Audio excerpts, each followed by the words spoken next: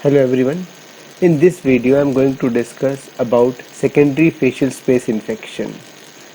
What are the various secondary facial spaces are? Secondary facial spaces are gastric space, pterygomandibular space, temporal, infratemporal, lateral pharyngeal, retropharyngeal and parotid space infection. Coming on to the subgastric space infection. This space is situated between masseter muscle and ramus of the mandible. Its anatomical boundaries are following: laterally by the masseter muscle, on the medial side by the lateral surface of ramus of mandible, superiorly by the attachment of fascia to zygomatic arch, inferiorly pterygomastoid sling, anteriorly by the facial extension of the fascia covering the masseter muscle, posteriorly by the retromandibular portion of the parotid gland. Now, content of the subgastric space. That are the masseter nerve, superficial temporal artery, transverse facial artery. Source of infection from the lower third molar, pericornitis in vertical and distriangular third molars if a periapical abscess spread subperiostally in a distal direction. That will lead to subgastric space infection. Now coming on to the clinical features. Facial swelling confined to the outline of masseter muscle, severe trismus and tenderness over the ramus of the mandible, pyrexia and malaise. Subgastric space communicate with pterygomandibular space, temporal space, and buccal space. It means infection from this space can enter into the pterygomandibular space, temporal space, buccal space, or vice. Treatment. Difficulties in treating a case of subgastric space infection as due to severe trismus, patient is not able to open his mouth. So it is almost impossible to achieve anesthesia by the classical approach. In this condition, one can go for Vajrayana technique or extraoral technique for mandibular nerve block. This will reduce the patient pain and his and her mouth opening is increased so that one can remove the involved tooth intraorally and drain the abscess. Treatment of subgastric space infection is incision and drainage followed by antibiotic therapy. This can be achieved through extraoral approach, intraoral approach, and transoral approach. Extraoral approach can be through the angle of the mandible. A stab incision is placed using 11 number blade, crossing the masseter muscle and entering into the gastric space. Then using a mosquito artery, tract is enlarged, all loculi should be broken. Irrigation should be done using betadine mixed with normal saline, followed by antibiotic therapy. Complication of extraoral approach is that it can injure the branches of facial nerve. Second approach is intraoral approach. In this approach, incision is placed parallel to pterygomandibular raphe and deep blunt dissection lateral to the ramus. Third approach is transoral approach. In this approach, both intra and extraoral approach are used, and incision that is placed intraorally is joined with a nick incision placed on the skin in retromandibular area.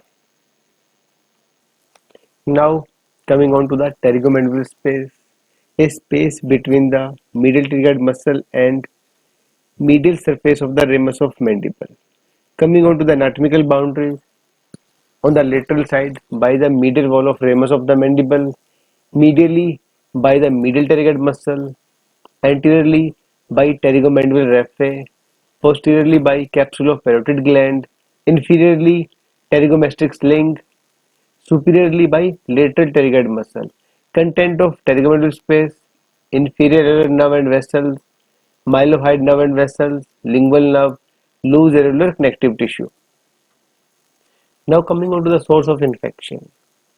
Needle infection while giving inferior nerve block, mandibular third molar infection, pericornitis. Spread of infection. Infection from this space can travel to parotid space, buccal space, infratemporal space, to lateral pharyngeal space, and then to retropharyngeal space. Anteroinferiorly, if infection travel anteroinferiorly under the superior constrictor muscle, it can involve the submandibular space also. Now coming on to the clinical features. Do not cause much extraoral swelling, severe degree of limitation of mouth opening, dysphagia, dyspnea, medial displacement of the lateral wall of the pharynx, redness and edema around third molar, anterior bulging of the half of the soft palate and anterior tonsillar pillar. Midline of the soft palate is displaced to the unaffected side and uvula is swollen. Now coming on to the treatment of pterygominal space infection. Treatment is incision and drainage and antibiotics. Two approaches can be used: external approach and intraoral approach. External approach, as shown in the diagram.